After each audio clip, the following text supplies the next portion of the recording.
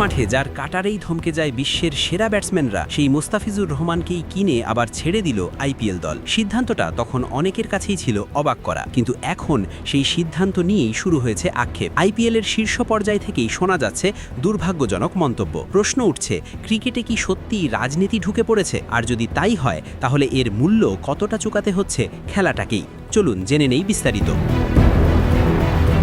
বাংলাদেশের ক্রিকেট ইতিহাসে মোস্তাফিজুর রহমান একটি আলাদা নাম। আর কাটার, তার বোলিং ভেরিয়েশন সব মিলিয়ে তিনি হয়ে উঠেছেন বিশ্ব ক্রিকেটের এক ভয়ঙ্কর অস্ত্র। কিন্তু সেই তারকাকেই এবার আইপিএলের মতো বড় মঞ্চ থেকে বাদ পড়তে হয়েছে। আর এখন সেই সিদ্ধান্ত নিয়েই তৈরি হয়েছে বিতর্ক ও অনুতাপ। ঘটনার শুরুটা হয় আইপিএল নিলামে। কলকাতা নাইট রাইডার্স মুস্তাফিজকে দলে ভেড়ায় প্রায় 9 কোটি 20 লাখ ভারতীয় রুপিতে, যা আইপিএল ইতিহাসে কোনো বাংলাদেশি ক্রিকেটারের জন্য সর্বোচ্চ মূল্য।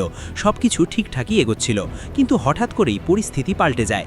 ভারতের ক্রিকেট বোর্ড বিসিসিআই এর নির্দেশে কলকাতা নাইট রাইডার্স মোস্তাফিজকে দল থেকে ছেড়ে দিতে বাধ্য হয়। ফলে এবারের আইপিএলে খেলার সুযোগই পাননি এই বাঁহাতি পেসার।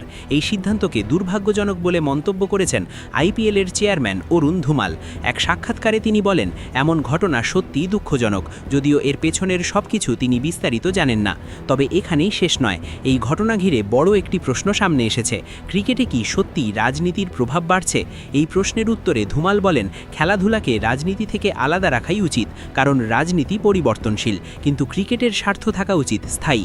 তবে তিনি এটাও স্বীকার করেন, অনেক সময় চারপাশের পরিস্থিতির কারণে এমন সিদ্ধান্ত নিতে হয় যা পুরোপুরি ক্রীড়াভিত্তিক নয়। মোস্তাফিজের ঘটনাটি শুধু একটি দলবদল বা বাদ পড়ার ঘটনা নয়, এটি দুই দেশের ক্রিকেট সম্পর্কেও প্রভাব ফেলেছে।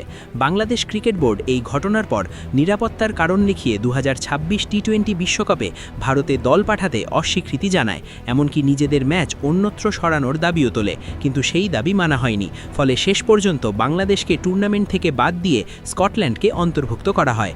অর্থাৎ একটি সিদ্ধান্তের প্রভাব গিয়ে পড়েছে আন্তর্জাতিক ক্রিকেটের বড় মঞ্চেও। এদিকে মাঠে থেমে নেই মোস্তাফিজ। আইপিএল না খেললেও তিনি যোগ দিয়েছেন পাকিস্তান সুপার লিগে। লাহোর কালান্দার্সের হয়ে ইতোমধ্যে খেলেছেন কয়েকটি ম্যাচ। পারফরমেন্সও খারাপ নয়। 2 ম্যাচে নিয়েছেন 2 উইকেট, আর তার ইকোনমি রেট মাত্র 4.87, যা প্রমাণ করে ফর্ম বা ফিটনেস কোনোটাই তার বাদ পড়ার কারণ ছিল না। সব মিলিয়ে মোস্তাফিজুর রহমানকে আইপিএল থেকে বাদ দেওয়ার ঘটনাটি এখন শুধুই একটি ক্রিকেট সিদ্ধান্ত নয়, এটি হয়ে উঠেছে বিতর্ক, রাজনীতি আর অনুতাপের এক জটিল গল্প।